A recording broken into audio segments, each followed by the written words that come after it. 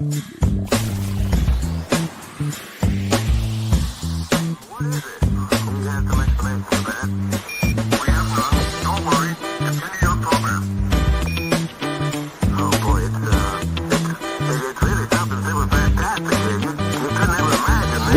to Planet Pluto.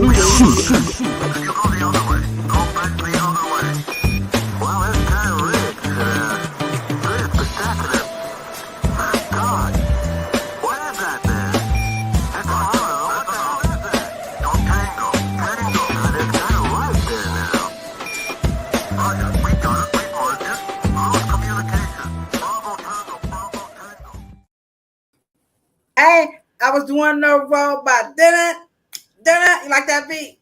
Dun it, hey, dun it.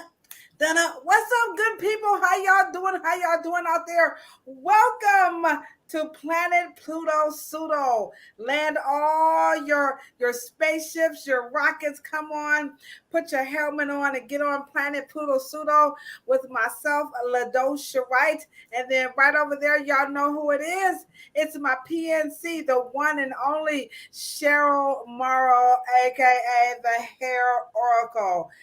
That was given to her by none other than Harris Savant, who I finally got a chance to meet him in person. And boy, was it exciting. Isn't that right, Cheryl?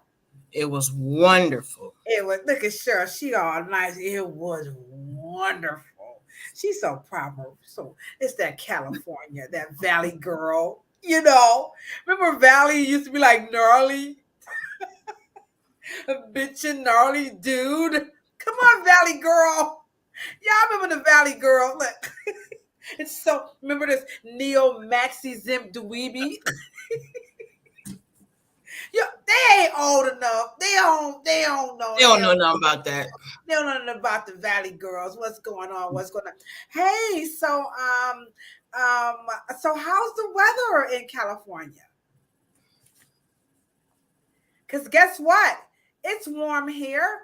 Everybody, you just got a warm day. We got a warm day. Come on here, Savannah. But it wasn't as cold as you said it was. I actually was overdressed. But you know, that was because in Toledo it was a little bit cooler, but it was warmer in Cleveland. Yeah. You know, it was definitely, you know, a lot cooler. But anywho, but we're warm today. We actually made it up to a whopping 75 degrees.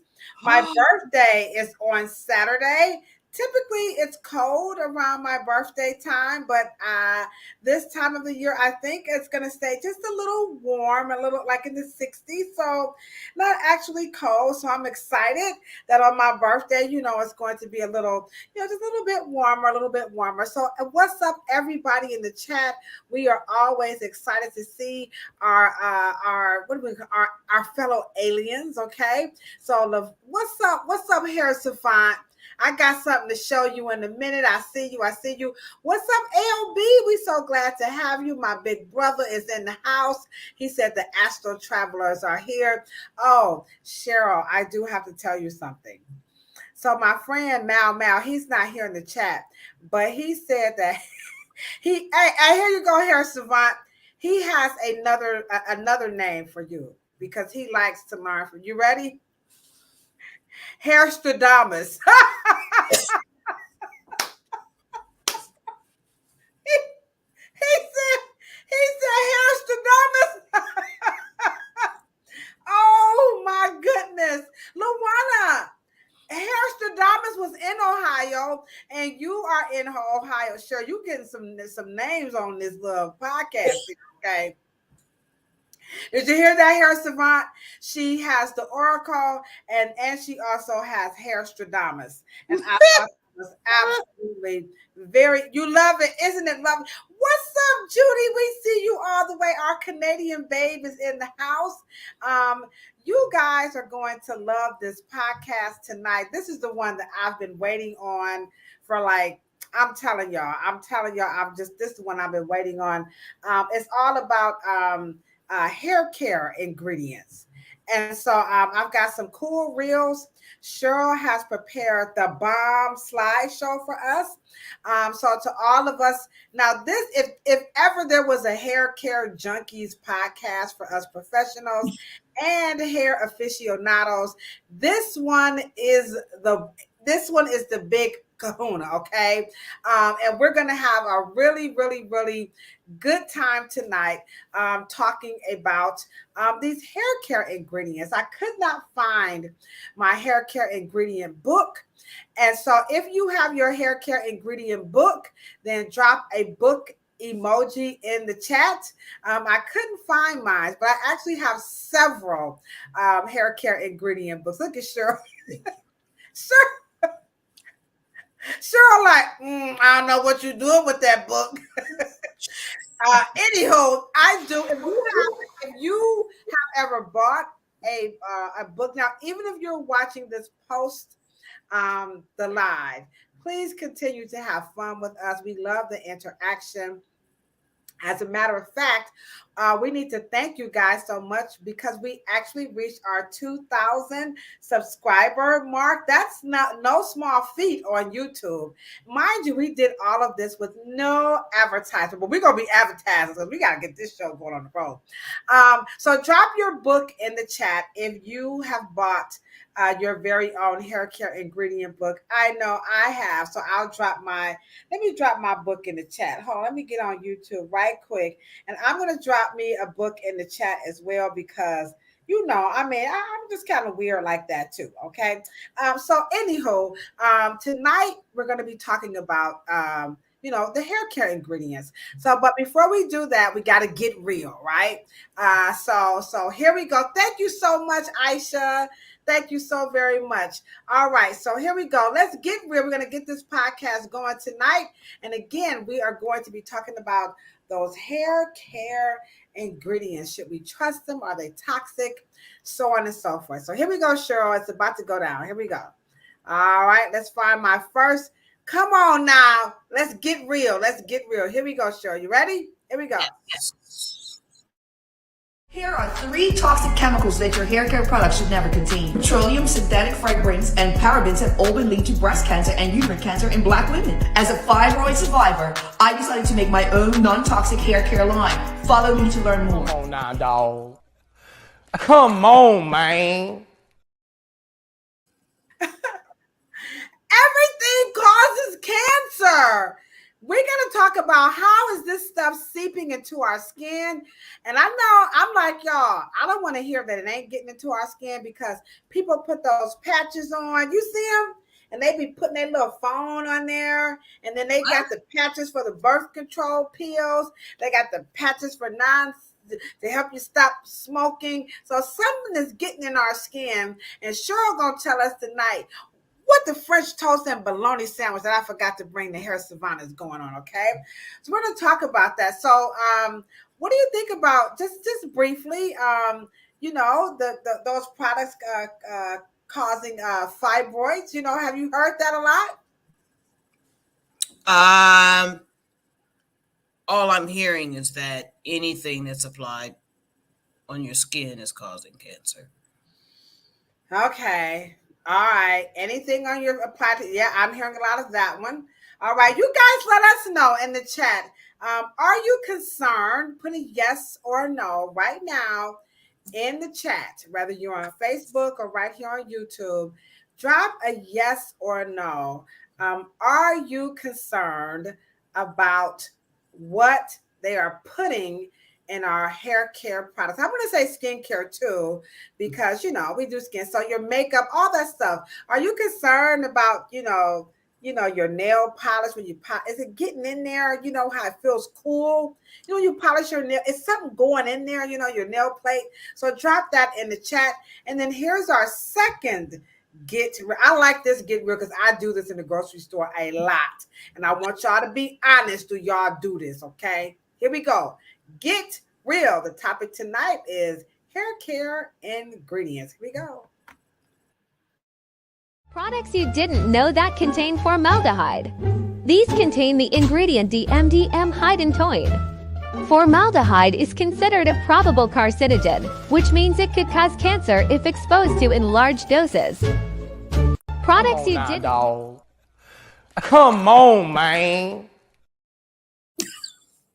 Oh, don't y'all be in the store and I just be like, okay, the first ingredient is aqua. And the second ingredient is, how you pronounce this?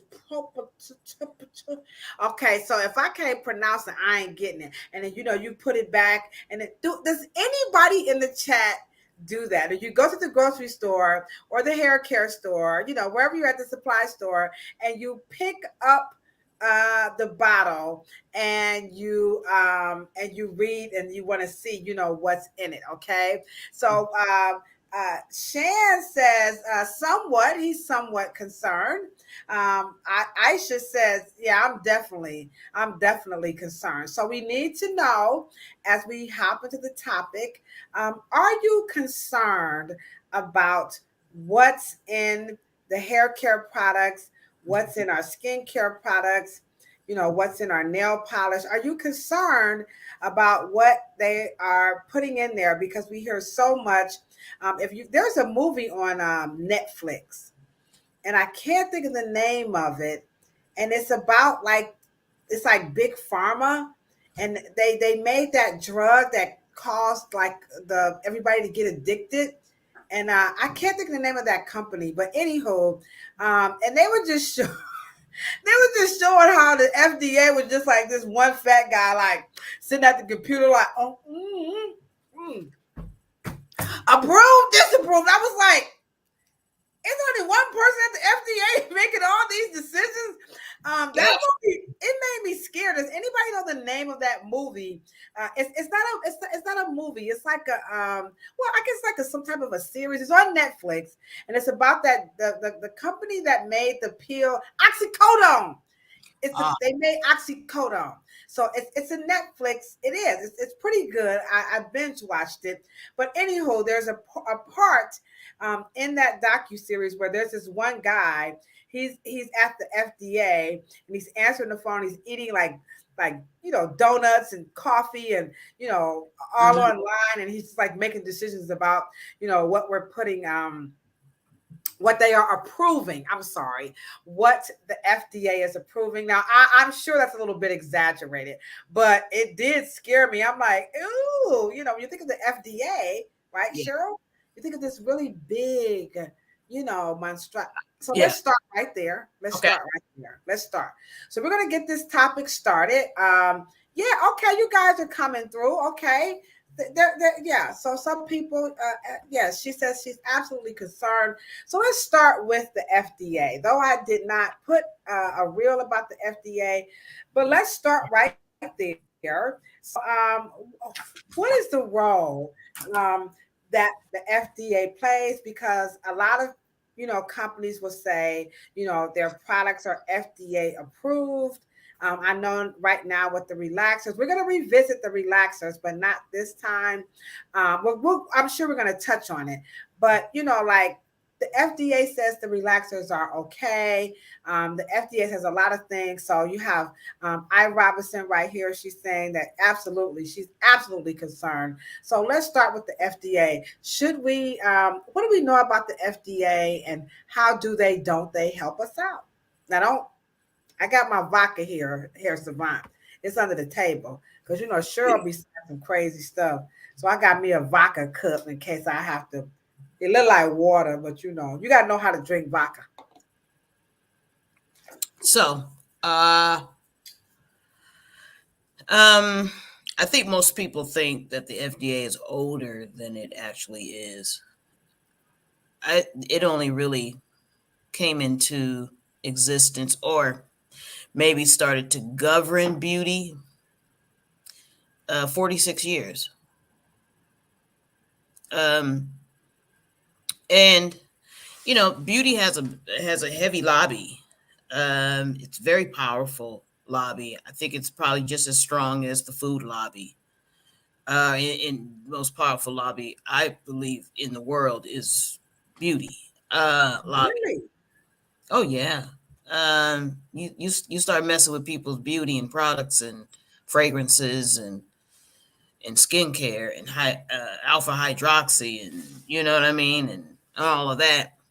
You really are dealing with a juggernaut of a lobby. But their role is to govern what is safe for consumer consumption.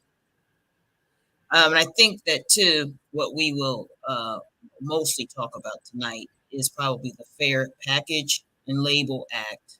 I think that is probably much more akin to this conversation than And that would mean the fair. I've never heard of it, so do tell the hair oracle, hair Stradamus one. Has anybody ever heard of that? The Fair Packaging Act.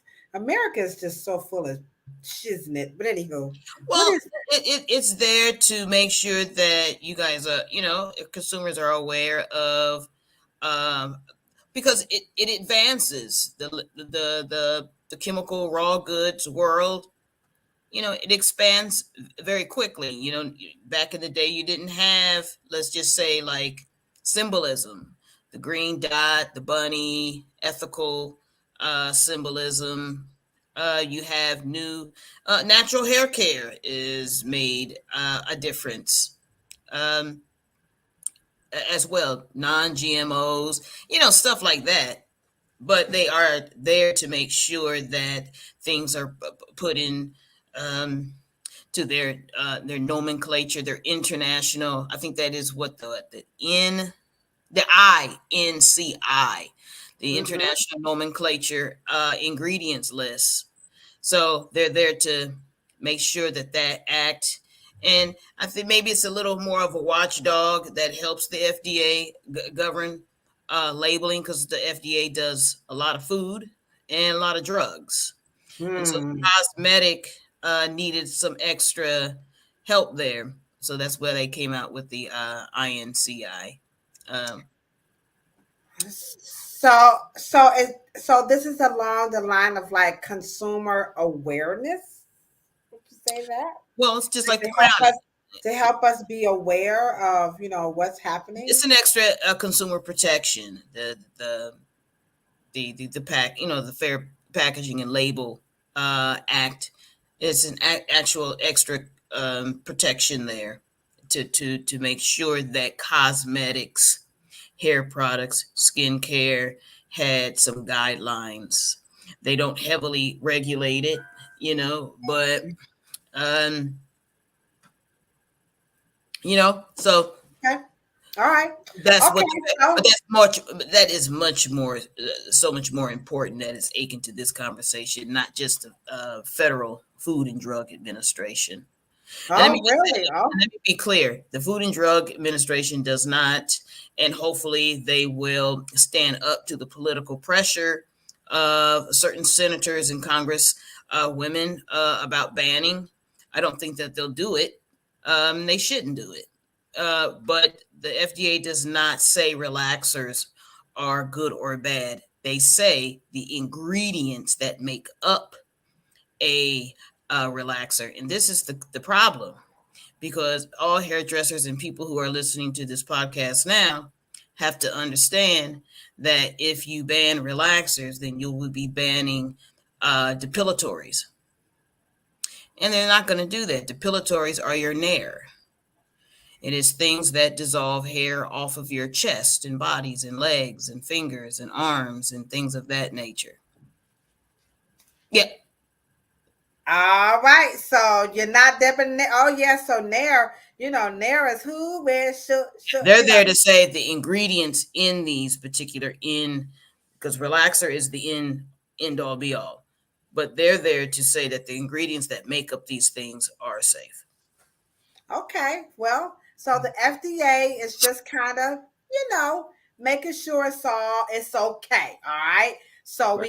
we got a good foundation. So now let's get to it. Y'all ready to rumble? Okay, now I got some good clips, and then sure you let me know. I'm gonna slip through the clips, and then we're gonna go through because sure got the funky dope YouTube.com/show. So y'all stick around, and while you're at it, don't forget to hit the heart button. And of course, just we thank you all so much.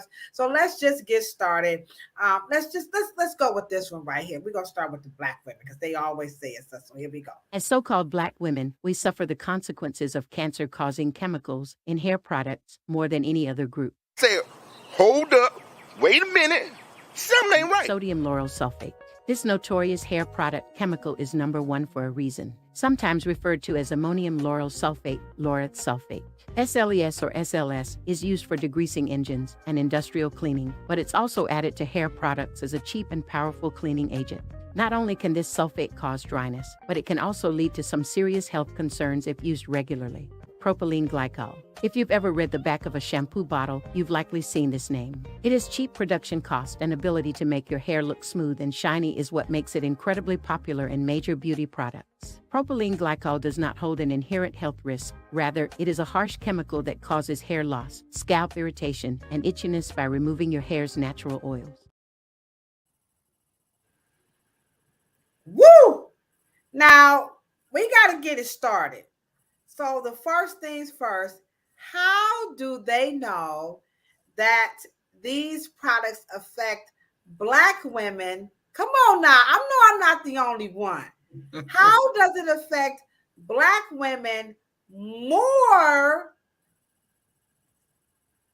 than other ethnicities or races? I'm sorry, Black isn't an ethnic, but other races of people when they say we don't wash our hair. So how is this stuff bothering us more when we don't have the same cleansing regimen that other people have? So why does this affect Black people more than other races of people? Can we just start right there? Good question. Well, just how you proposed it. And let me say this. Now, notice I said before, natural hair care movement from 1999 going into the Y2K 2000 season.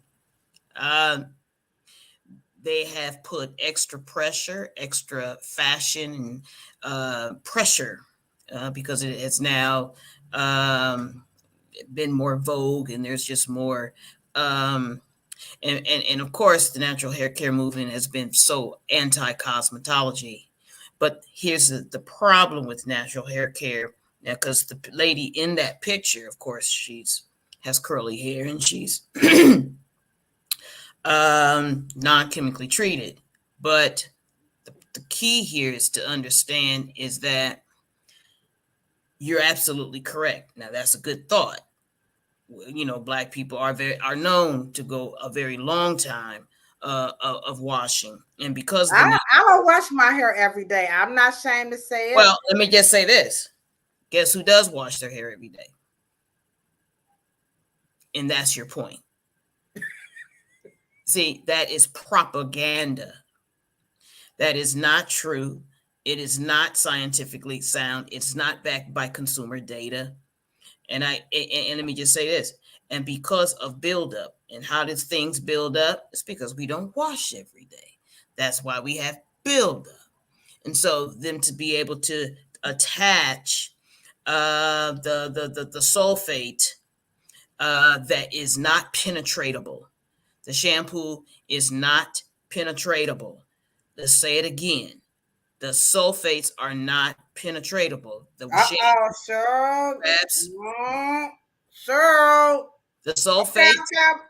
sulfate grabs onto the dirt and you wash it down your sink.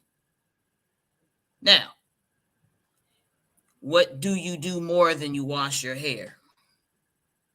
Brush your teeth. Wash your dishes. That shit is on your food. That shit is on your plate. But, you know, no one ever thinks about stop saying dumb shit. Soap is soap. The sulfate is a foamer. So what? It's a soap.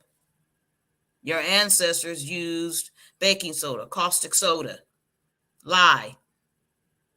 That's what, you know, but And of course, because the synthetic thing gets in there, but you always have, remember, consumers, hairstylists, hair professionals, natural hair care practitioners, locticians, clinicians, whoever you are. Make sure that you understand that this is soap. Okay. All right. She went there, but hold on, y'all. I'm ready. I didn't know she was gonna say that, but I have a clip for that, because see, you guys think me and Cheryl be planning this, but I swear we don't. Now, let me just say this. The concern that you guys should have is that it's being washed down your municipal water. But you guys don't say that shit because that's logical. But you say dumb shit about it being on your hair. You guys we crickets in the mug in this chat. See, you wash it down your drain. With that one. So you be coming too hard. You clean your toilets with Comet. You guys use all that bleach in your bathtubs. You guys do all that shit and you rinse it down your municipal water. And then you drink it. And then you bathe in it.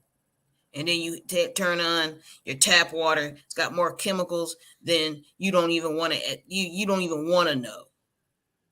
But in that it just goes to show you that these things are misleading. And hopefully you guys use some critical thinking. Well, excuse me, because she went there. I wasn't ready for that. But she says it's not going into our skin, right? But hold on. Here we go, y'all. Get ready. Bam. Today, our viewer has asked, are the ingredients in shampoo, body lotions, etc., something that get absorbed through our skin? Important question. And the short answer is yes. Hold up. Wait a minute. Something ain't right. Okay, Cheryl, you ain't no doctor. You was not no MD, no PhD. You just a hairstylist like all the rest of us in the chat. So I want to know, the doctor said it does too get into our skin. So let's go there. Let's go. Let's go there. You can get a birth control patch. Hold on, let me get it. You can put on a birth control patch and a anti-smoke patch, and essential oils they get when you put on. Come on. Essential oils. First of all, people, come on now. Can I buy a cigarette patch, a non-smoking, stop smoking, a nicotine patch, birth control patch? Can I get that over the counter?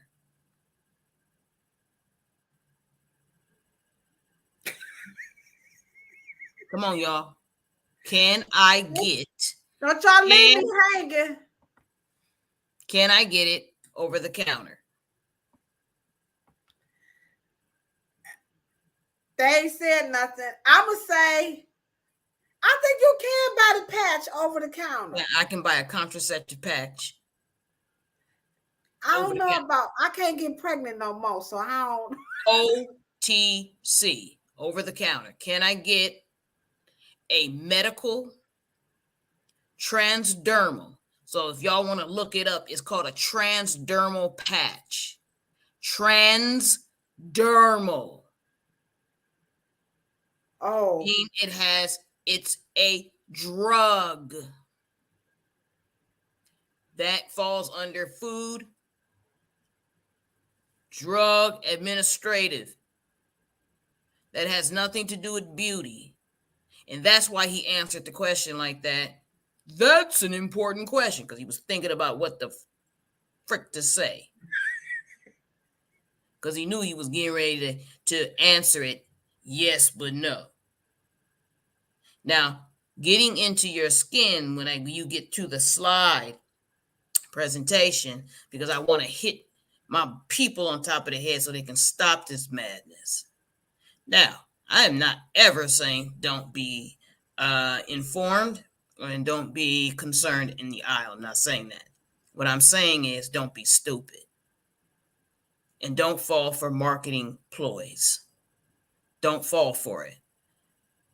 That's what I'm saying. So transdermal means that there is a drug passing through your epidermis into your dermis, creating what? That is a drug. That's why you cannot make them. I cannot make a transdermal patch. Okay. And what I want you guys to also know, it is not carried through the bloodstream. And they're not telling you to put it on your scalp. They always tell you to put it on your arm. The scalp is a whole nother issue. Because I'm going to tell you right now, just think of the logic, guys.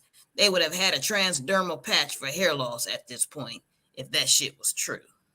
Oh, Hair Savant, you know what? Go ahead, Shan. She dropped the bomb on us. Come on, y'all, baby. Woo. They would have done it already. You too hard, sure. You like Run DMC. You coming harder than. Well, that's because I make the stuff.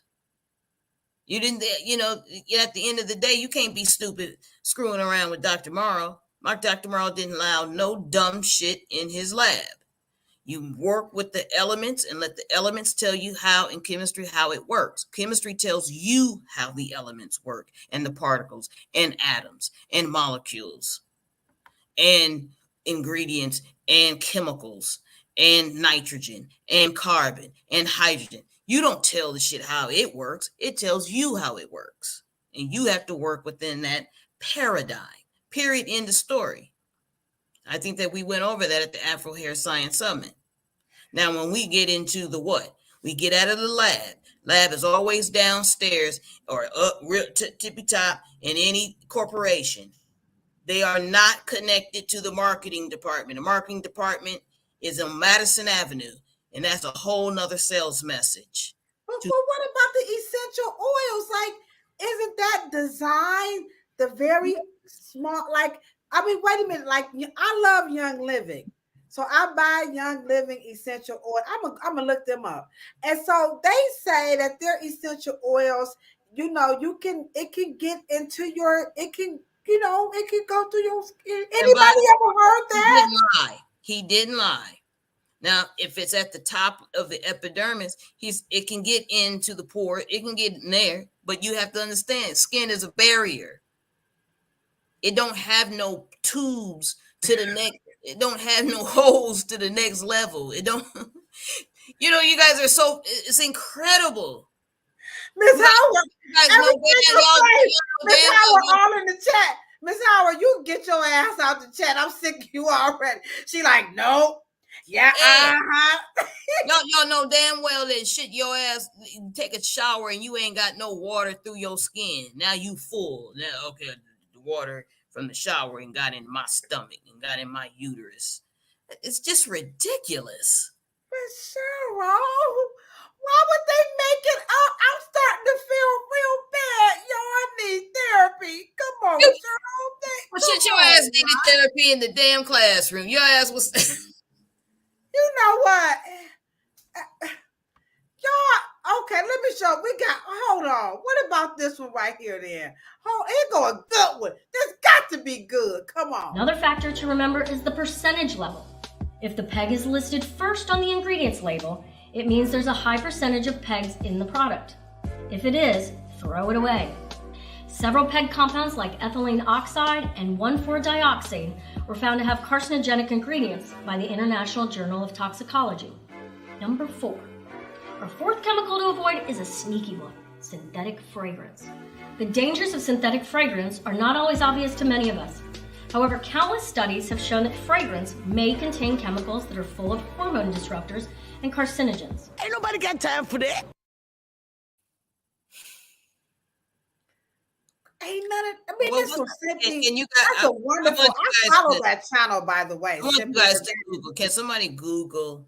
Here we go. Can somebody Google for me, please? Google what? What is a synthetic fragrance? When it's Hold on. when it all comes from all comes from oil. Hold on, y'all. Wait a minute. Don't leave me. Synthetic fragrance. They got danger. See, Cheryl, when you go to look it up. Hold on. Wait a minute. Hold on. Share screen. Here we go, y'all. Okay, there it is. Synthetic fragrances. It says dangers. There it is right there. How to avoid them. Wait. What is it? What is a synthetic fragrance? Okay. What is a synthetic fragrance? Here we go. A synthetic fragrance contains aromatic materials which are created from a chemical process in a lab. Okay, I'm just gonna come out of this right quick. Alrighty there. You see what I'm saying? That's a perfumer. Now they already tell you oil, guys. It's made from petroleum. Did y'all see shit from the ground. Y'all got come on, man. Come on now, dog. Come on now. Okay. And let me just say this. Every perfumer does what they call distillation from big fatty oils. Then they distill it and then make the oils essential, which they micronize them. That's why nobody will tell you to put essential oils bare on your skin because they'll burn you. Wait, say that again. I got blonde in my hair. What you talking about, Willis? You don't put essential oils straight on your skin. Right, but you put a fatty wax, lotion, oil, carrier, barrier, and all that other crazy shit. There it is. I caught your ass this time. You said carrier. That means it's going to get on the back and carry it into your skin. No, it means that the thin oil needs to get into something which you guys call synthetic. And you got to put the essential in the synthetic so that shit won't burn the shit out of you. You know what? I think she heard my Try putting some melaleuca, aka tea tree oil, on your lip. Or put that shit on a styrofoam cup. It'll melt it right before your eyes. Here go our new cousin, LaWanna. She like, yep. All of it comes from oils. All of it. There is no perfumer. There's no such thing. It comes from the essence of a plant or plants or flowers. What are we talking about? And you put them in alcohol, and you put them in alcohols. You know, the same alcohol you guys say as hand sanitizer. So don't go there. Put that shit on every 5 seconds. We'll get a jar. I'm broken. Y'all ain't nobody. Y'all go in there and buy your Chanel and all of that. Come on now. Damn. I mean, shit is and let me just say this. Ain't nobody, I just gotta open up your eyes. I'm not trying to burst your bubble. Just stop with the craziness. So let me just say this. I swear we did not make this up. But you know, our book of the month is Naomi Klein's Doppelganger. All right, here we go. Here goes the Doppelganger. Thank you, Miss Esther. Here goes the Doppelganger. You heard what Cheryl just said, right? This is on page 179. What unites the far right and the far out is the hustle on one hand and a faith in hyper-individualism on the other. In the alternative health world, everyone is selling something. Classes, retreats, sound baths, essential oils, anti-toxin sprays, Himalayan salt rock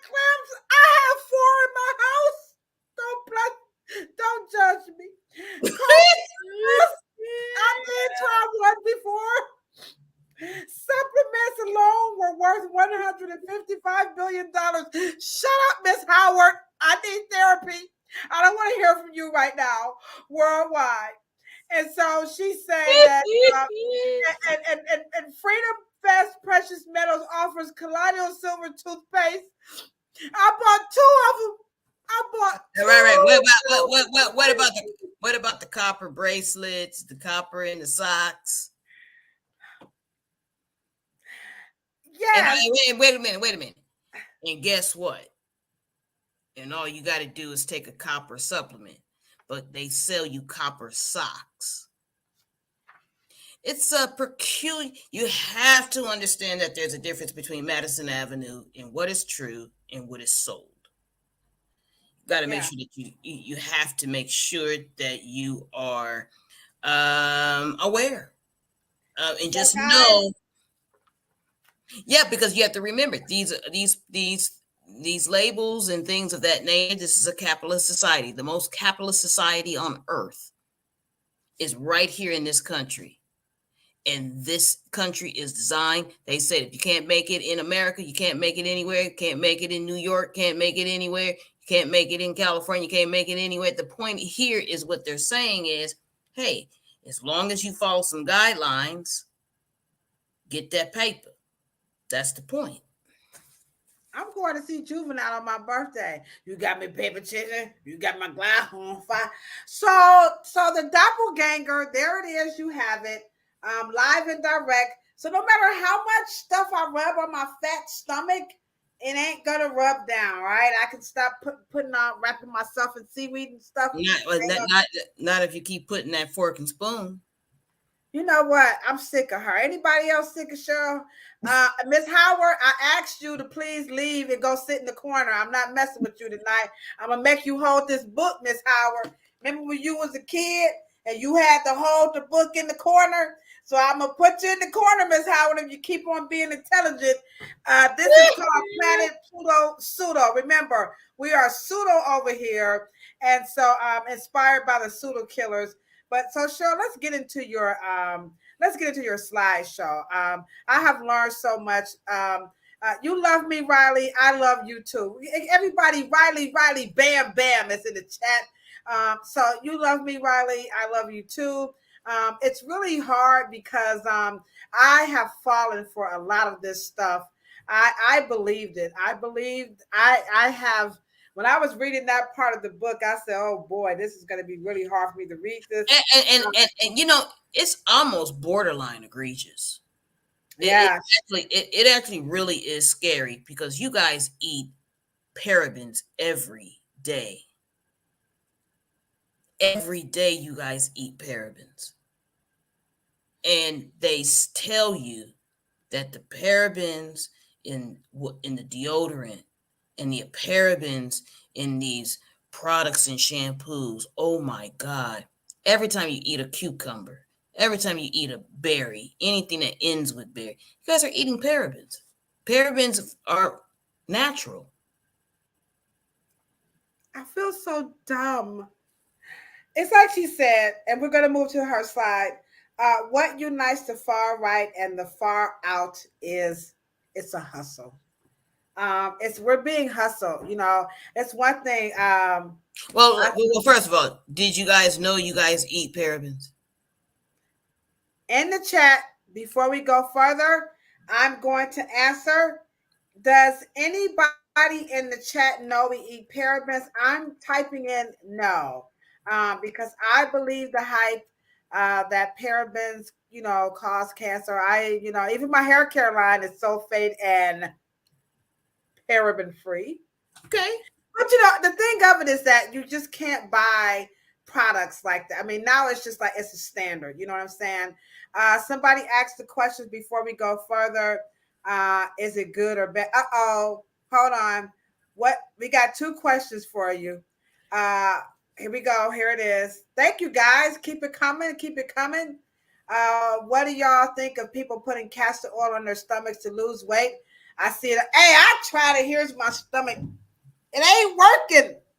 Look at that. It don't work. Drink the castor oil. That's the wrong question. What do you mean it's the wrong question? What is it in castor oil that creates a metabolic process that burns fat. Oh, well, who talks like that? Underneath the skin. Don't you answer it, Miss Howard. You get out. I told you, don't you strike a key, Miss Howard. You bet. Don't you stop it, Miss Howard. Now, who even thinks like that? You know, the metabolic of the castor oil. Like, don't nobody talk like that, Miss Cheryl.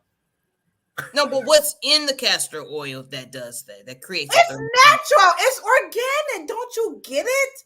This is Planet Pluto Pseudo. And on Planet Pluto Pseudo, it's the organic Jamaican. It's from Jamaica, for crying out loud. Miss Howard, I'm gonna get you, Miss Howard. It's from Jamaica. Don't that count for something, man? Come on. You know, it's snake oil. Snake oil is good for you. Thank you, Miss Esther. That's all I got to say. Okay, Miss Esther. Oh, wait a minute. And as y'all eat them bag of chips, y'all got the castor oil. And wait a minute. I ain't throwing out my Jamaican. I'm gonna use my Jamaican castor oil. Okay, well, go ahead with your bad self. I ain't buying no more. I'm just saying, with the castor oil, it'll probably work if you put the fork and spoon down. That's all I'm saying. Okay, so eat the castor oil. Okay, all right. Okay, eat the castor oil and keep the fork and spoon out of your mouth. You know, I'm sure you'll get some results. So if I eat less and stay on my treadmill, I'll get the fat off my stomach. But I did try to wrap my stomach. It did not work. And she said, thank you. That's what she thought.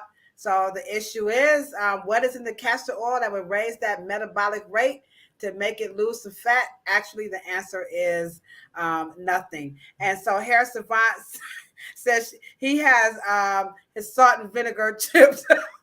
I know that's right. Himalayan stuff. You know what I'm saying? Okay, so let's get to your slides. So how do we set this slides up? Because this is very good. Before we do that, Cheryl, they are helping us change the narrative by doing this right here. Pampa me on, pampa me on.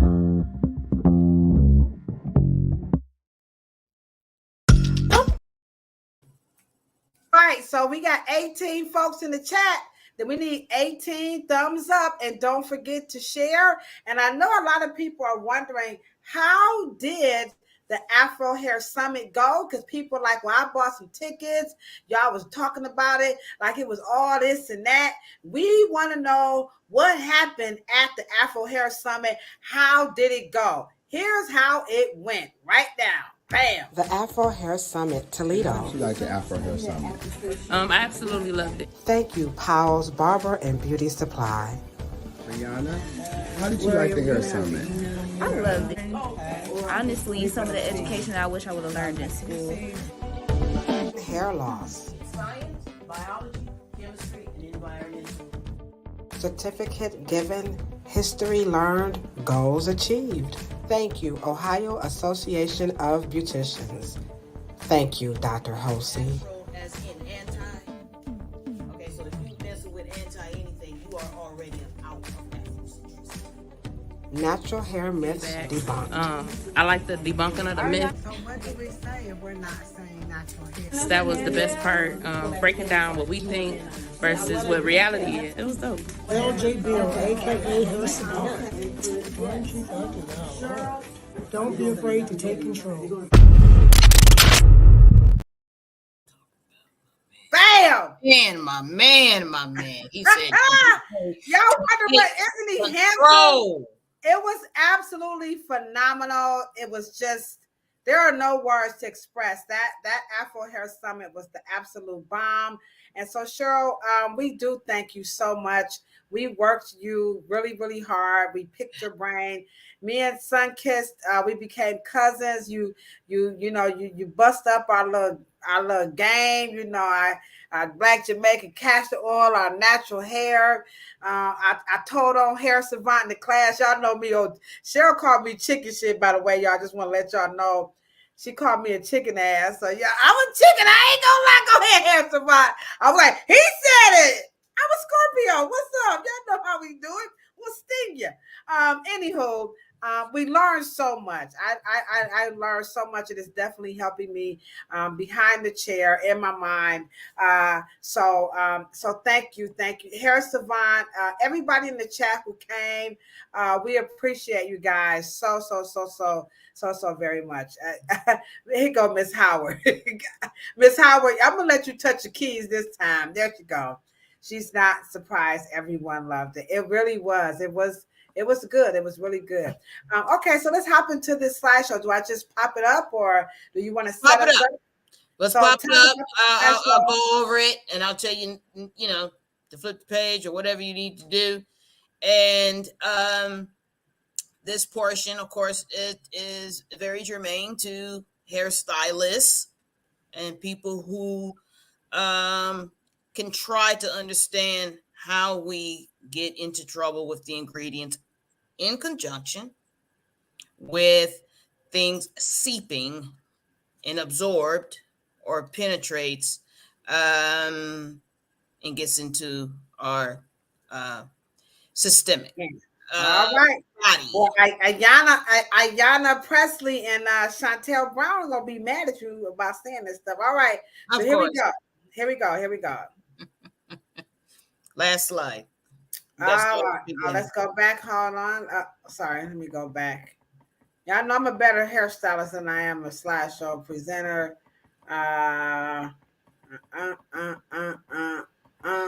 What's going on, Cheryl? All the way to the top. She is a better hairstylist. That's fine. I think it's almost there. Let's go back to toxic. All right. We can start right here. There we go. Toxic beauty ingredients. Don't mess with me. So what was the problem? So what was the problem? I was pressing the wrong button, but anyhow.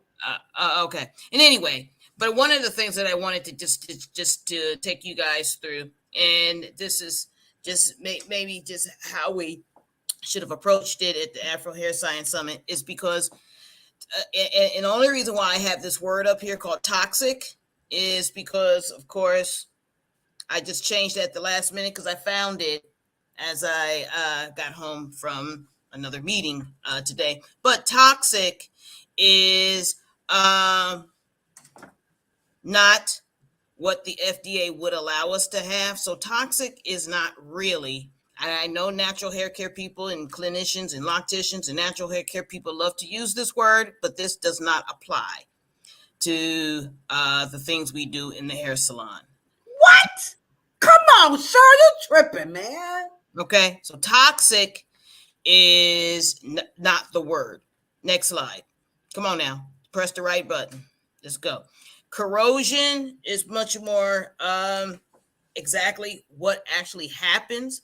A corrosive substance is a slow surfactant substance that slowly denatures a surface when applied on top of a surface or skin. So what you'll do is that some of, let's just say, a relaxer could be corrosive if left on too long, but it is not toxic.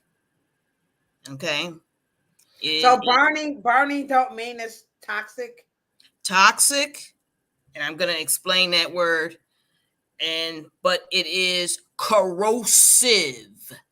But corrosion ain't toxic. That ain't toxic. Corrosion is something that happens on the outside of something and denatures the surface. Let's just say you would have a paint remover. That would be something that would be corrosive because it's designed to take the top layer off. That is what we call corrosive. Okay, hold on. Esther says this right here, Cheryl. Coca-Cola is corrosive, but unfortunately it's not toxic because you drink it. Wow. And it's not. Okay. Esther, you get a gold star. Okay, next slide. Okay, Miss Esther, you and Miss Howard are going to be in timeout if y'all keep this intelligence up. Okay, go back. Sorry. Okay. So we have another word is caustic. Now, caustic is connected to corrosivity. However, but something could be caustic that is also natural. Okay. And it is the amount of something that is corrosive that could potentially eat your skin or eat your, like, bleach.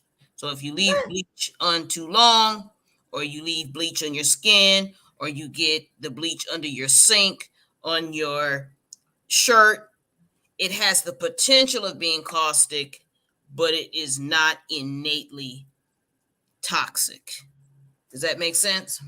Okay, it's All okay. right. My mama, So, let me just my mama used to put bleach in our bath water. I'm just telling my mama, may she rest in heaven. So, and let's go here. So you guys have heard the word caustic before, and it's called caustic soda, and that is what our ancestors used to wash your clothes with. So obviously they made it through their hands. Maybe it turned their hands or dyed their skin, but innately you can have something that could be natural that could be caustic.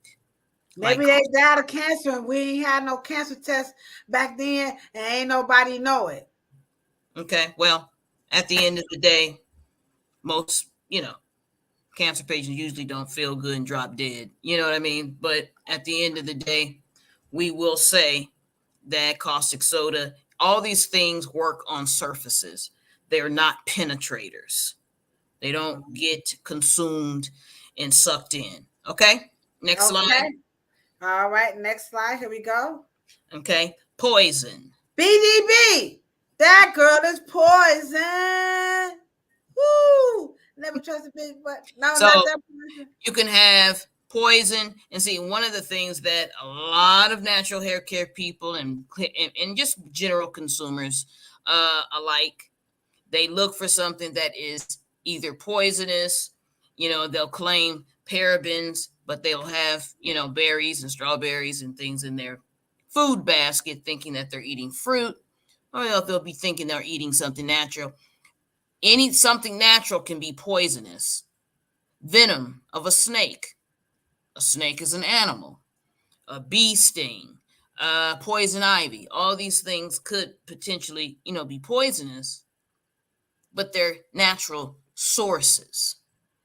And so so when you're looking at a label, you guys are so busy trying to look at these harmful things, and you just don't know that natural things can be harmful. And just because Okay, we have a little delay in our response here, so we have some questions. So the next question is our cousin Lawana. She wants to know. So honestly, relaxers are dangerous. Going back to the right, but here's another thing.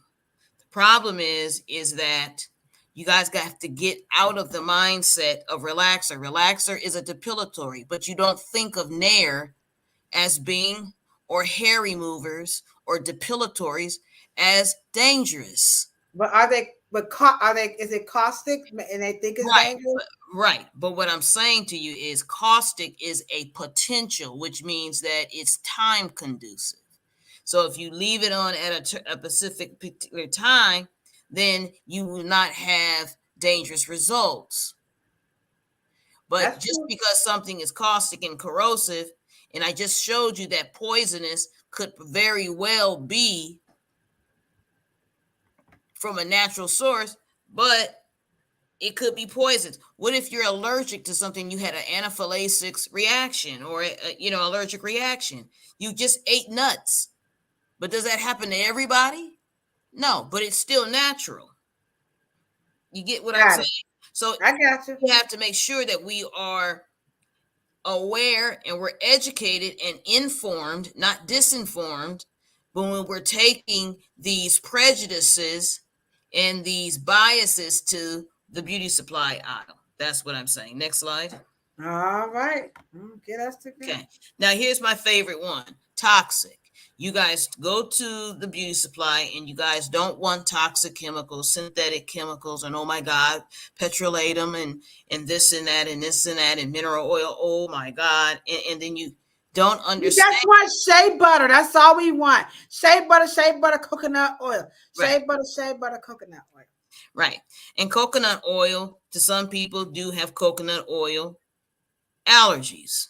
Okay. So what is natural for someone is toxic to someone else. And toxic is a cosmetic word that we have to focus on, because toxic is usually the French fries you ate.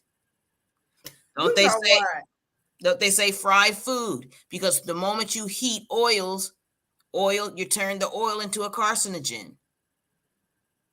They say don't leave the plastic water in your car because it'll get heated and the plastic stuff will seep out into the plastic, into the water, and then you'll drink it. Toxic are usually man-made things. Toxic is the food you eat. Toxic is plastics. Toxic is all the things you guys interact with. But you swear you're going to take your best thinking to the beauty aisle, and usually the beauty aisle, the cosmetics are not on your head long enough. Shampoos are not even on your head long enough to be absorbed. They're not even on there. You wash it, you shampoo, and you rinse it down the goddamn drain. Or you guys use, and relaxers that, as much as Nair has been, advertised to white women, and Brazilian waxing and paraben wax and all these things to white women, they don't freak out white women. They only freak your ass out because they know that you're going to go for it. We do. I'm guilty Go for it.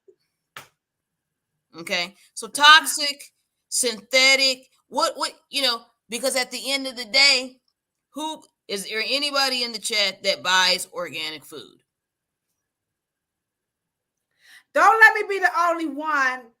We got a delayed reaction, so we'll give the chat a few minutes.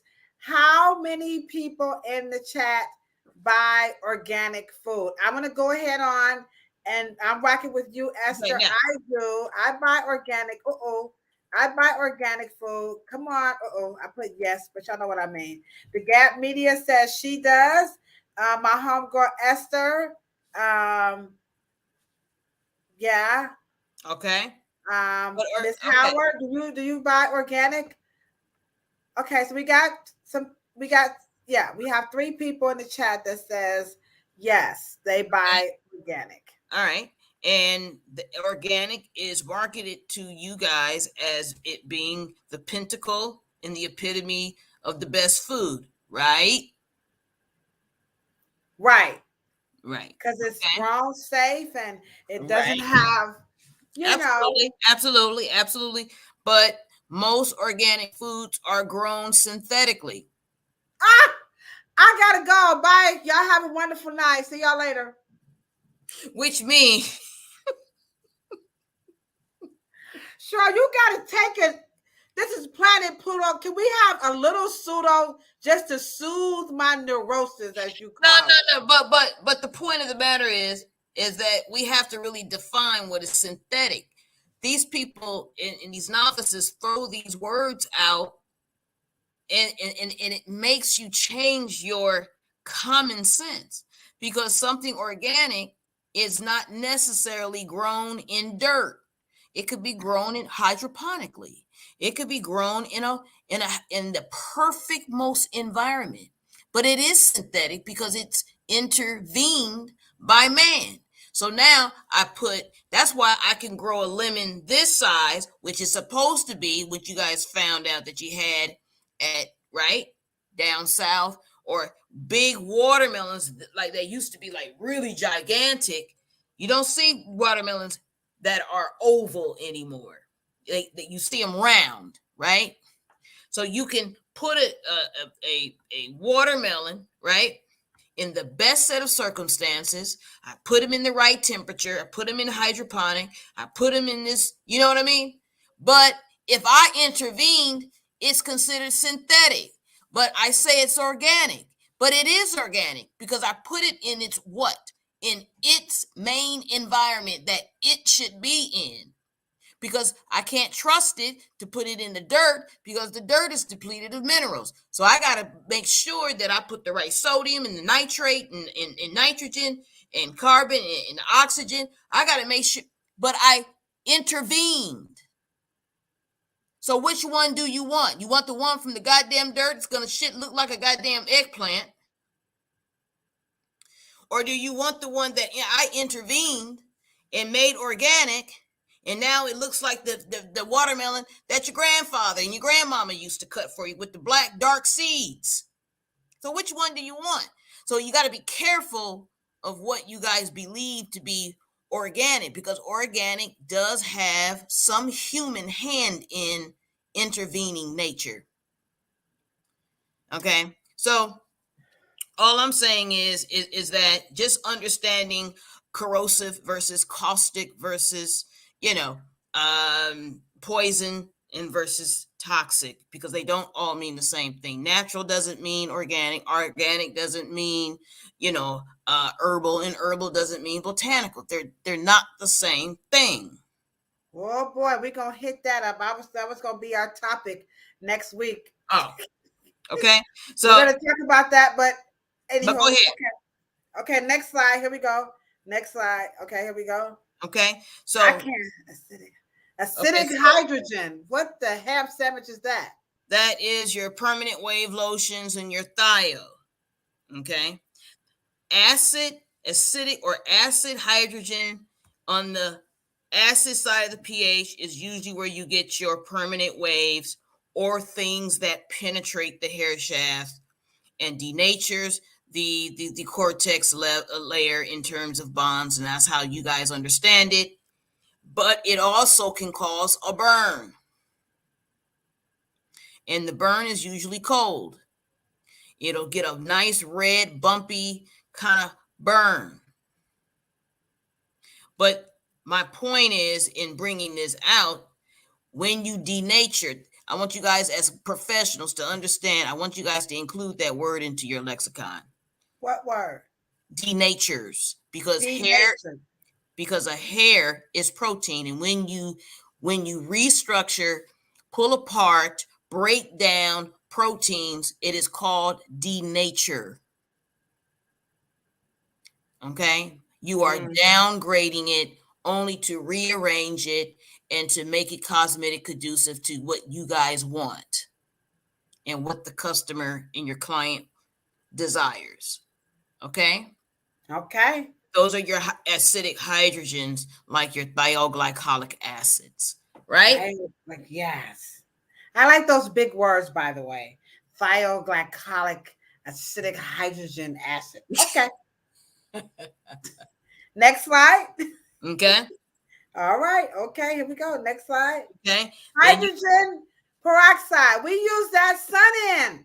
Okay. You spray it on your hair, right? And right. So you use that. So you use hydrogen peroxide. Now I want you guys to look that all of this is hydrogen. All of this is the molecule H2O. Okay, hydrogen. Okay, and then you add peroxide.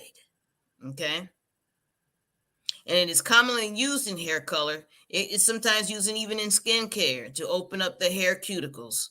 Okay, as it is a corrosive substance that extracts water from the tissue and then will cause either a swelling or an inflammatory response and will damage tissue if you don't watch the clock. If you don't know what you're doing, that is what makes a cosmetologist a professional and consumers not. And I second that notion. If you don't watch it, you're in real big trouble. Okay. Okay. All right. That's good. Are you guys are rocking this out. They're loving this. Okay. Next slide. Here we go. All right. I keep telling y'all, this is Planet Pluto Pseudo. We're on our Okay, Eighth now episode. Ammonia. Uh-oh. Be quiet, Miss Howard. Ammonia. Ammonia is underneath my sink. Sodium, calcium. I take calcium and I have sodium on my table. Hydroxide. okay. Now, once the pH, and I think those Mr. Hair Savant, we were in the class, we were talking about pH. So now, when does hydrogen turn into hydroxide? And where does peroxide and hydroxide meet? Or where do they leave? Okay, so hydroxide, you're going to lose an electron. You're going to lose, and now it's going to the high parts of the pH scale, which is now hydroxides are your dissolvers. They dissolve. They're no longer the ones that go in and denatures and rearranges like permanent waving does. And then you have to neutralize it like you did in the curl days. Now you're going to your hydroxides. You're going up to the alkaline side of the pH. It's going to start becoming hydroxide. And this is commonly used in hair care to denature or hydrolyze the protein surface, not the inside. And that is where the scientists, researchers, cosmetology boards, politicians, cosmetologists, natural hair care people do not understand the nature of hydroxides. They do not penetrate. Hold on. We got some cosmetologists in the chat, and I'm gonna say it. I know I've said it before, but they do teach that the relaxers swell the cuticle. It goes in and it rearranges some of those disulfide bonds, and it breaks that hair down at that second level where and then jumps out. Sure. Why what? You always? You know that's true. You know that relaxer when you put it on there, okay, it's microscopic. That's what you're missing. It's microscopic. Here we go again. It's not how you want it to work. How you guys want, for some reason, y'all just want to make, because I just told you, Nair does not do that. Nair milk. Ain't Nair. It's relaxers. I got my cosmetology book here, sure. I ain't got time to do. I got my source, y'all. Here we go. Now, hold on. Keep talking, sure. I got something for you. So let me just say this. The reason why the manufacturers tell you guys to wear a glove is because of what? Hair Savant. Why do we have to wear gloves when we wear relaxer? So it won't burn our skin. Exactly, because it's not going to jump inside of your dermis, do something, and then jump out of your finger. It's going to eat your fingerprints off. You understand what I'm saying? So when you leave Nair or a depilatory, because when you call the FDA does not know the difference between the ingredients that make relaxer or the ingredients that makes depilatories. They don't know the difference because there is no difference. It's a strong caustic soda. We just went over that. Okay. Now, I understand that Europeans who write the books think that everything in the world works like what? Thio, acids. And they don't give a shit about what you guys been doing for 100 years with that lye soap, because they're not alkaline people. They're acid people. They make everything. They want to straighten hair with acids. They want to color hair with acids. Everything is about acids with straight hair. Hydroxide is what African Americans have brought to the Western world. Now what you looking up? I'm in my book, because the cosmetology book. I'm about to show y'all what the book say. We already know what the book say. You ain't got to look it up. We already know you've been miseducated. You ain't got to prove it. Excuse me. For your information, lady, I spent $25,000 and I'm gonna use this book. Hold on. And it says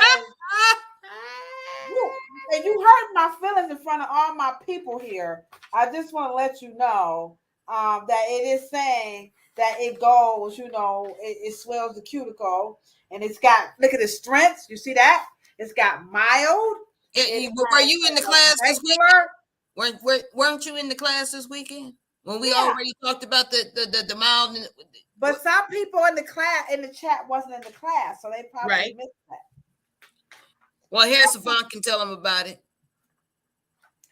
Okay, so the book is wrong. Okay, now, why? And because isn't this one of the things that you have been dealing with the political circles in terms of the Board of Cosmetology, in dealing with disinformation and misinformation, and why haven't they changed it? We have already solidified that. You busting your ass trying to make sure that we get these things corrected and making sure that we get the right education. This is the right education. I'm letting you know they have never been called on it. They have never allowed and make Milady change that shit in that book. Pivot Point ain't changed it. Redken ain't changed it. Paul Mitchell ain't changed it. They're not going to change it until the states make them change it. Well, here's what Miss Howard says I need to do. I just need to go on back to school. That part. That's why I like playing pseudo. You're not welcomed over here. You see what happens? You have real people in the chat who will let you know, and you are absolutely right. I do need to go back to school, and this is why I'm partnering with Cheryl, because we need to let you guys know. I think somebody else put it. Here we go. Miss Howard said this. I just saw that. There is more than what the book says, okay? And we have to understand that, guys. Okay, so next slide. Yeah. Next slide. Thank you so much, Miss Howard. Okay, here we go. What's this? Now. Oh, what you talking about, Willis? Okay, now. All of my diagrams, all of my posters, we do it from a curly hair perspective. We don't do it from a European straight hair perspective. So all of my anatomy posters look like this young lady. Okay. Kind of like me, don't it? Go ahead. All right. All right. Okay, so, and let me just. I'll go back. Okay, and so this particular slide, and I teach from this particular slide because, as you can see, that the skull is protected. The skull, and we're going to get into that. It is on several different layers. Now, everybody in the chat, I'm going to ask you a question before we go to the next slide. Mm-hmm. What do you know what the scalp is? Oh, I think I got an answer. Okay, hold on. And Esther, you are absolutely correct. We're going to talk. We have an answer for that. I know, Esther. Okay, that is dope. All right. So, what is the scalp? Say that again. Okay, now you ask the question one more time. What is the scalp? I'm going to say it's a membrane. What is the scalp? Let me give me two more. Come on. All right, come on, y'all. Come on, professionals. Classes in session, so you can come on, professionals. Okay, Esther says it's skin. I said it's a membrane. Monica, what's up, my honey in Atlanta? I miss you so. So my BFF says it's skin. So we have two people that says scalp is skin. I said it's membrane because y'all know insane on the membrane. Nobody gets that. Okay, anywho. So I would say membrane. Okay. Okay. Actually. Oh, Harrison Vaughn said an organ. Oh, shit. Good answer. But no. Good answer. The best answer, actually. But no. Scalp actually does not really exist. It's a acronym. What? Come a minute. Hold on, bro. What is you saying, Cheryl? The scalp is a multiple of several things. Next slide. I'm stuck. Cheryl, I need a drink. Let me put this down. That's where they got the word scalp from. It's actually an acronym. God, I love you. I love you, Cheryl. Come on, y'all, give it up for Cheryl. Where y'all gonna learn this at? Do y'all know how much? Ooh, that Wesley Webbit. This shit on fire. Come on, y'all. Here's the process. Cheryl, go to your room. Ooh. Oh my God. I'm with you, Aisha. Oh my God. We are just blown away. It is an acronym. Yeah, scalp. I know we say it as just the part that the hair grows out, but it is actually several parts. It is about 5 parts that have, including the skull. But anywho, let's just keep it going here. And so when you have these 5 parts, you got the skin, and then you got the connective tissue, and you got the aponeurosis, the loose tissue, and then the pericranium, which is right above the scalp. It's like a little softer scalp, but then you have, boom, the complete skull. And I'm letting you guys know that there is no opening here. What? Too much, so I can't handle it. Just can't handle it. Ooh, right. I wish I could play these songs. What am I? So during those lower levels where you have the pericranium, there is no access. You talking about right here, Cheryl? Right. Now, let me just say this. Some will say when you cut your scalp, it will bleed. But the problem is that it will bleed out.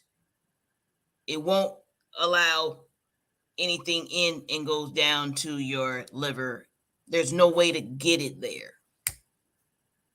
So when somebody say they split your dome, they ain't playing. My mother, I crack you upside your. Anybody's mama used to say that. I crack you upside your head. Woo, we sure you on fight tonight. So, and it's very important to give you guys black diagrams because, of course, this is a special depiction because the models you have to see your hair in real time. So I don't use white models. I make sure that I paid to get these things drawn, and so they can depict what really is going on. But the skin has already, just the skin alone, and you think that your skin is very thin, but when you micronize and you get right down to it, the skin is the top layer that floshes off. It is your epidermis. It is your lysoderm and granulosum and the cranium basale. It is very thick and it looks thin, but just the epidermis, right? There you go, right here, sure. Oh, well, anyhow, yeah. Right. Something like that. Yeah, okay. Well, but the point is just that you can't even get past the skin. And whatever is in underneath the skin, you have a lot of fat in the connective tissue. And so it ain't no way for that relaxer to really, if the relaxer burns it, right? And then they but that's not even breaking that's not even going through the skin. You're not even getting to when a relaxer burns, it ain't going through the skin. What I'm saying is it's not 3rd degree or 4th degree burns. Oh, you know what? You're not going deep enough. It's not going anywhere. But that's what they say. They say that when it burns the skin, the PTlates, they seep into your bloodstream. Don't they be saying that? Y'all don't leave me hanging. Y'all be, man, y'all ain't my friends no more, man. I don't know. Anywho, all right, that's what it said. Okay. So Okay. yeah, and then you have to get all the way down to through the connective tissue and the neurosis layer, and the neurosis layer is already a soft skull. Then you got underneath that soft skull, you got to loose some more elastic, maneuver. You got some more loose tissue. And well, then, wait a minute. Esther says she know that what you're saying is true. She said the scalp is thick because she trying to get them thorns out. So there's some there. That's it.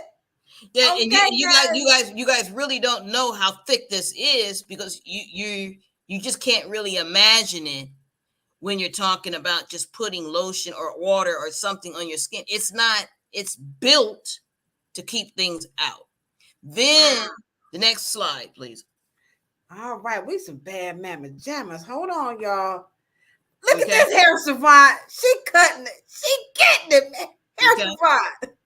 So just that top layer of skin, you have 5 or 6 different layers just in that. And then underneath there is what sucks up anything else. It's fatty, wet tissue. And then you have the subcutaneous tissue, but there is never there is no hole that goes through each one. They're like tree trunk. When you cut a tree off, they have a very thick membrane around each section. There is nothing that goes through it. So when they say I beat them down to the white meat, they talking about that fat then. No, they're talking that tough muscle that must be cut.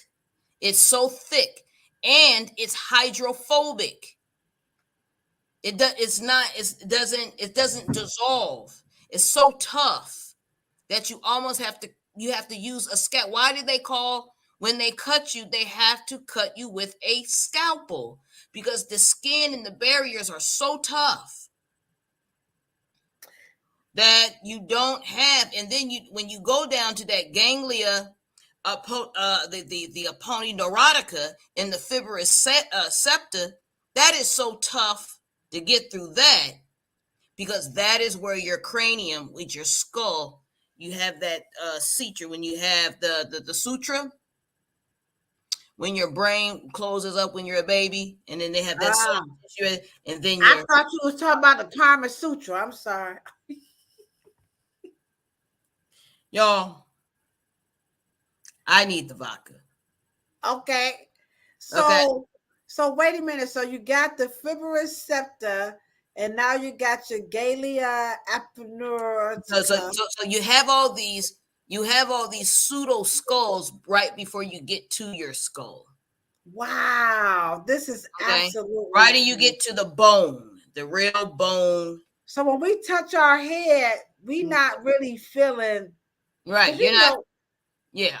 To the touch, it feel like your brain. Y'all know say. Right. You feel something. You really think you know everything when you touch it. You feel like, oh, my brain is like right there.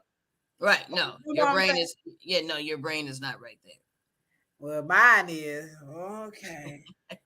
Okay. So here she goes. She says, she's heard of people being burned badly by relaxers and bleach, but now I think about it. If it was really bad, people. Absolutely. And they usually are burned by the pH. It's excruciating sometimes, and it feels worse than it actually is. I'm sorry. I love y'all so much. Please, can we keep this relax and the relax? And by the time you guys rinse it off at the bowl, you guys just get the aftermath of a burn, like a blister. But you put your hand in some cold water. You just have the aftermath of it. The substance doesn't ever make it past the epidermis. And so when they're talking about the seeping and it getting in, and let me just say this, exposure Now, as a professional, the continual exposure of high pHs can and will give you the surface and continuing like a chemical peel if you keep using and going past the time where you're supposed to pass by the time. Yeah, because some customers be like, can you let it sit? Can you? And I'm like, no, we ain't letting this shit sit. Right. And let me just say this. And the industry as a whole has not really created a neutralizing shampoo to compact that. And believe me, my father was very adamant about that because he found out the hard way about 17, 18 years ago that the industry did not have a neutralizing shampoo at all to neutralize what we call hydroxide. Okay, so with that being said, what about this one here? What about the inhalation, like the fumes of those relaxers? Are those like the fumes? There is no vapors for sodiums, hydroxide. They're only vapors for acids. Damn. Sure, excuse me, y'all. YouTube about to flag this. You a bad motherfucker, okay? I'm just gonna say here, Oracle. She bad, y'all. She bad. And please make sure that you guys, if you guys are worried about fumes, I know y'all don't burn incense. I know y'all don't burn candles. So don't tell me that y'all worried about some bullshit as some relaxers, but y'all be using all that and burning all that shit and spraying all that shit in your house. Washing your clothes with all that perfume and fabric softener and all that craziness. Come on now. I know y'all. Dewana. Thank you so much, Dewana. We appreciate you, baby. Go get some rest.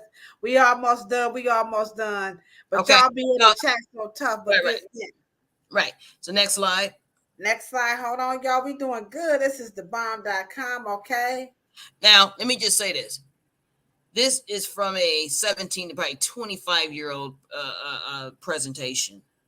And I want you guys to know I'm not just making this up as I go. I've been teaching this for a long time. And I just want to let you know I have taught this many times at universities. I teach PhDs.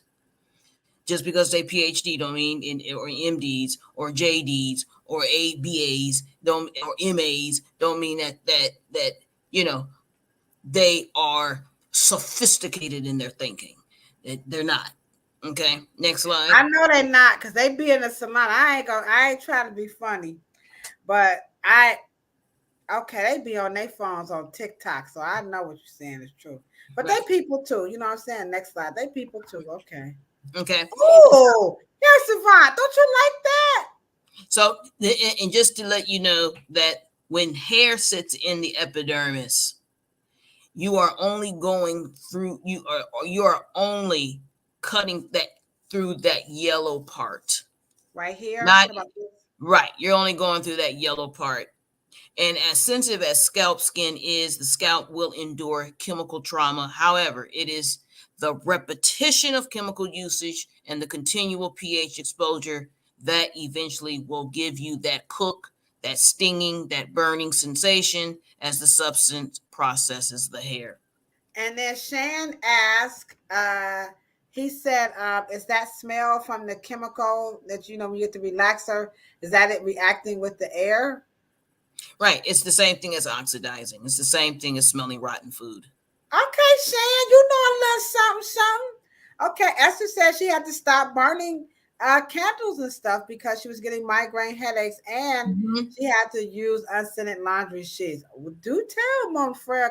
Yeah, my mother too. Just because what happens is that my father was extremely hypersensitive. You guys would think that he could endure anything, but my father was very sensitive to smell and vapors. Very sensitive. Anyway, but next slide. And I just want to let you guys know that this is from a full presentation. And I just wanted to let you guys know at the Afro Hair Science Summit, we had some posters, but we have posters that you guys could purchase on the Afro Hair Science to make sure that you guys remember. And it's not in this particular picture, but scalp acupressure, And then some. This is just a sample, but I just wanted to let you guys know that there are some scalp anatomy and posters, so you guys can remember this information. Okay, we have a question here in the chat. Miss Esther says, how much repetition? What is too much? No, you're fine. You're good. These are good questions. When it comes to the chemical, what's too much when you say repetition? Great question. Repetition would be to allow the scalp to grow at least a half inch to grow the hair. You want the scalp to recover. But every 28 days, right? Every 28 days, you get a new layer of skin. Is that how that goes? Well, that just depends on the individual. But what I'm saying is that you want the body to recover the trauma of any chemical process or that's why they say every. But it's but it's in facials as well. And you get a chemical peel, or it takes days for the scalp to heal, and then now you have your new skin. But when you first get your chemical peel or you get your wrinkle or whatever, men, because at the end of the day, just go to show you how skin is. You can tell men who use high pH aftershaves or high pH shaving creams or Magic Shave, their skin is burnt. They're dark here or they're dark here. That is the skin being exposed to high pHs every day, every 3 days. And how many times have men shave? They'll get a very tough, kind of burnt surface on that skin. That is exposure to high pHs. But it is certainly not something seeping, because the skin is designed to ward off things, to keep it a barrier. And so if a person grows their hair 3 months and you get the scalp and back into its triphasal natural environment, then you can approach straightening the hair and getting the retouch or whatever, and that, you know what, that's true, because that's why we tell customers, like, some people feel like, oh, you got to get the relaxer every 4 to 6 weeks, and we tell them those are just recommendations. They're not saying you have to do a chemical touch-up every 4 to 6 weeks. Those are just recommendations. Some people can relax every 3, every 4. Like you said, it varies from person to person. But that was a great question. Thank you so much, Esther. And as you guys see, says he uses a depilatory. I'm sorry, Cheryl, that he uses one every 2 weeks or so. Okay. All right. That's a great question. Thank you so much, Esther. Right. And you got to really make sure that you are conditioning and putting something on that skin that skin recognizes as bringing that pH down, so that skin could, recover very quickly, because you're going to get a 5 o'clock shadow, or you're going to get hair maybe the next day. Your hair is going to, on your face is going to, because facial hair does not have the same phase of hair growth. Like, is that it? Like scalp hair. That should be it. All right. Okay, guys. So there, Cheryl, you are absolutely phenomenal.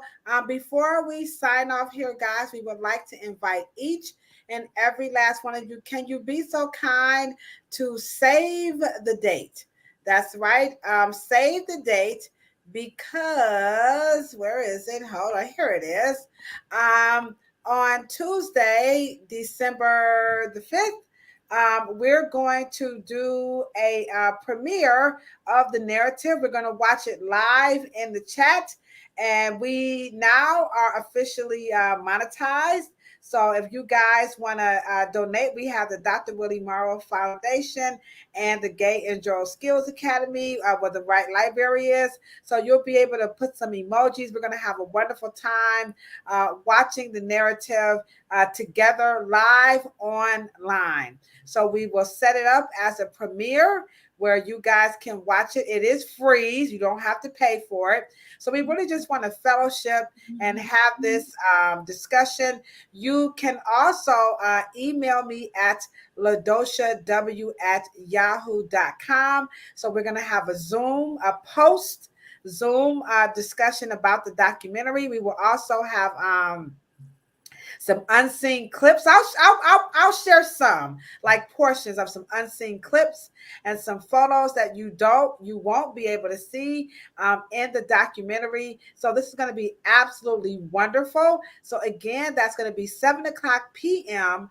on December the 5th, right here on YouTube. It's free, and you're going to watch the narrative. It's only about 40 minutes, and so we're just going to be in the chat, just having a good time, and then you can sign up for the live Zoom link at LaDosha W. Let me just drop that in the chat just in case some people want to do that right quick. Just hold on for a minute.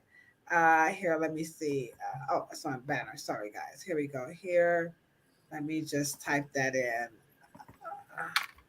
And you could just email me at LaDosha W. I'm sorry, wrong one, guys. Afro Hair Science. Cheryl, like, Dosha, what you doing? Afro Hair Summit at gmail.com. Okay, let me make sure I got that right. Hold on. Wait a minute. I just want to make sure I got it right. Afro Hair Science at Gmail. Sorry, Afro Hair Science. I had that wrong.